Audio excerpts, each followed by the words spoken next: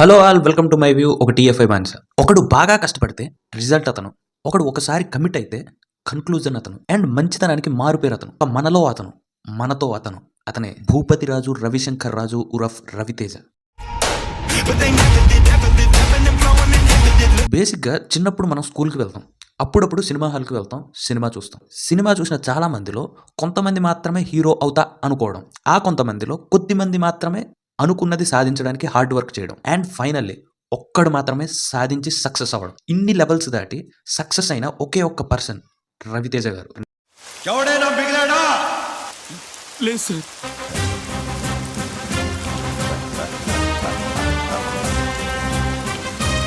1975లో వచ్చిన షోలే రవణ కెరియర్ ని మార్చేసింది. ఆ మూవీని చూసి అమితాబ్ బచ్చన్ గారికి ఫ్యాన్ అయిపోయారు అనమాట రవణ. ఆగస్ట్ 15th ఏం జరిగిందో తెలుసా మీకు? ఆ రోజు 70mm స్టీరియోఫోనిక్ షోలు రిలీజ్ అయ్యింది. అండ్ మన టీఎఫ్ఐలో చిరంజీవి గారికి బిగ్గెస్ట్ ఫ్యాన్. బేసిక్ గా రవణ కెరియర్ ని 3 సినారియోస్ లో మనం డివైడ్ చేస్తే ఆయన సక్సెస్ ని మనం చూసుకోవచ్చు అనమాట. స్టార్టింగ్ లో మెగాస్టార్ చిరంజీవి గారి పక్కన సైడ్ క్యారెక్టర్ లో చేయడం, అండ్ అదే మెగాస్టార్ గారి పక్కన బ్రదర్ క్యారెక్టర్ చేయడం, అండ్ మెగాస్టార్ గారితో సమానమైన క్యారెక్టర్ లో మూవీ చేయడం. ఈ 3 సినారియోస్ చూస్తేనే మనకి అర్థమైపోతుంది రవణ సక్సెస్ ఏంటో.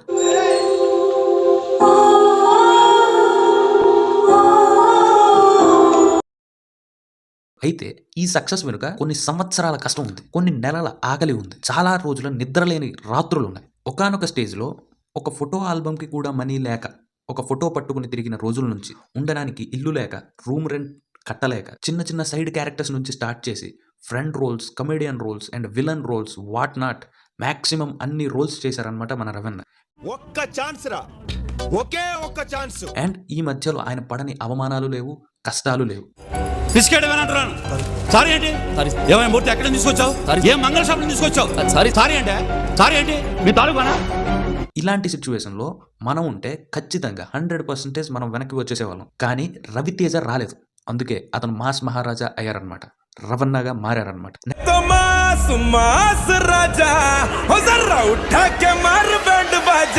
1999లో వచ్చిన సింధూరం రవణకి ఫస్ట్ ఛాన్స్ ఇచ్చిన మూవీ అనమాట. అండ్ ఆయన స్క్రీన్ ప్రెజెన్స్ అండ్ ఆయన యాక్టింగ్ అందరి చేత చప్పట్లు కొట్టించాయి. కాకపోతే ఇది లీడ్ రోల్ కాదు, ఇంపార్టెంట్ రోల్. ఆ తర్వాత నీకోసంలో యాక్ట్ చేశారు, ఇక్కడ లీడ్ రోల్ అనమాట. ఆ మూవీ బ్యాడ్ లక్, అది సోసోగా ఆడింది, సో సరైన సక్సెస్ అయితే రాలేదు. ఆ తర్వాత మళ్ళీ క్యారెక్టర్ రోల్స్లోకి వచ్చారు మన రవణ.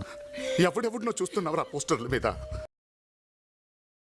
మా అందరికి ఎప్పటి నుంచో నమ్మకం ఉందా నువ్వు పెద్ద హీరో అవుతావని. బహుత్ బడా హీరో బనేగా తూ, తుజ్మే హై వో. అప్పుడు ఒక్క డైరెక్టర్ పరిచయం అయ్యారు, అండ్ ఆ పరిచయం వీరిద్దరి కెరియర్నే మార్చేసింది. అండ్ వీళ్ళ కాంబోకి ఒక సపరేట్ ఫ్యాన్ బేస్ కూడా సెట్ అయిపోయింది అనమాట. ఆ తర్వాత వీళ్ళ కాంబోలో వచ్చిన ప్రతి మూవీ బ్లాక్ బాస్టర్ హిట్ అయ్యాయి అనమాట. అండ్ ఆయన పేరే పూరి జగన్నాథ్. వీళ్ళ కాంబోలో వచ్చిన ఫస్ట్ మూవీ ఇట్లు శ్రావణి సుబ్రహ్మణ్యం 2001లో వచ్చి చాలా పెద్ద బ్రేక్ ఇచ్చారనమాట రవణ కెరియర్ని పూరి జగన్నాథ్ గారు. 2002లో ఇడియట్ వచ్చి ఇండస్ట్రీ హిట్ అయింది. రవణ యాక్టింగ్ అండ్ పూరి జగన్నాథ్ గారి మాక్ డైలాగ్స్. అయితే ఏంటి? సిటీకి ఎంతో మంది కమిషన్ వస్తుంటారు, పోతుంటారు. చంటిగాడు ఇప్పుడు ఇక్కడే ఉంటాడు. లోకల్ కమిషనర్ కూతురు అని చెప్తే భయపడిపోతావా? కమిషనర్ కూతుర్ని ప్రేమించకూడదా?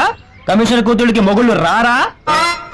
ఇవన్నీ రవణకి పర్ఫెక్ట్ గా సెట్ అవడం, ఆ మూవీకి సపరేట్ ఫ్యాన్ బేసే ఉన్నారనమాట. సో అంత పెద్ద ఇండస్ట్రీ హిట్ అయింది. 2002లో వచ్చిన ఇడియట్, అండ్ ఆ తర్వాత వచ్చిన ఖడ్గం, 2003లో అమ్మ నాన్న తమిళమ్మాయి, 2004లో వెంకీ, 2005లో భద్ర, 2006లో విక్రమార్కుడు, 2007లో దుబాయ్ సీను, 2008లో కృష్ణ అండ్ బలాదూర్, 2009లో కిక్, 2010లో డాన్ సీను, 2011లో మిరపకాయ్, 2012లో దరువు, 2013లో బలుపు, 2014లో పవర్, 2015లో బెంగాల్ టైగర్, 2017లో రాజా ది గ్రేట్.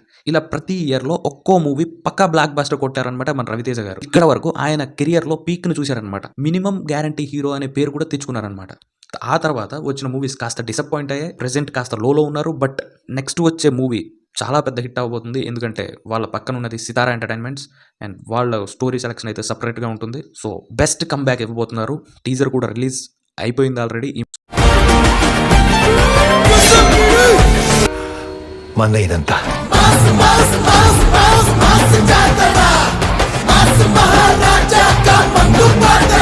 ఆయన పడిన కష్టానికి తెలుగు ఫిల్మ్ ఇండస్ట్రీలో ఏ బ్యాక్గ్రౌండ్ లేని వాడు కొత్తగా వచ్చే ప్రతి ఒక్కరికి తనే ఒక బ్యాక్గ్రౌండ్గా అవ్వడం, ఇది ఆయన సక్సెస్ అంటే. నేను వెనకున్న వాళ్ళని చూసుకొని ముందుకొచ్చిన వాడిని కాదు రోయ్, వెనక ఎవడు లేకపోయినా ముందుకి రావచ్చు అని ఎగ్జాంపుల్ సెట్ చేసిన వాడిని. అండ్ ఇది అతని స్థాయి. So wishing you very happy birthday my dear mass Maharaj Ravi Teja garu, and all the best to your upcoming movies. వీలైతే రవణ fans please subscribe, bell important. వీలైతే మీ రవితేజ గారి వేరే ఫ్యాన్స్కి షేర్ చేయండి, కింద లైక్ చేయండి, అండ్ దానికంటే కింద కమెంట్ అనేది ఇంపార్టెంట్. సో కమెంట్ చేయండి. ఫ్యాన్ వాష్ చేయండి అనేసి నేను చెప్పట్లేదు, ఒక లిమిట్లో చేయండి, బాగుంటుంది. సో చేసింది చాలా పద్ధతిగా చేయండి. So that's it for today. ఇంకో వీడియోలో మనం మళ్ళా కలుద్దాం. Thank you all, bye bye. ఇక్కడ ఒకటి పీకు ఇండియా కినపడేటట్టు పీకో బాగుండదు. ఏకమైనప్పుడు పీకో కాదు కాదు మామ, నువ్వు నిజంగా భారతీయ పీకో. ఏకమైన పీకో. Okay okay.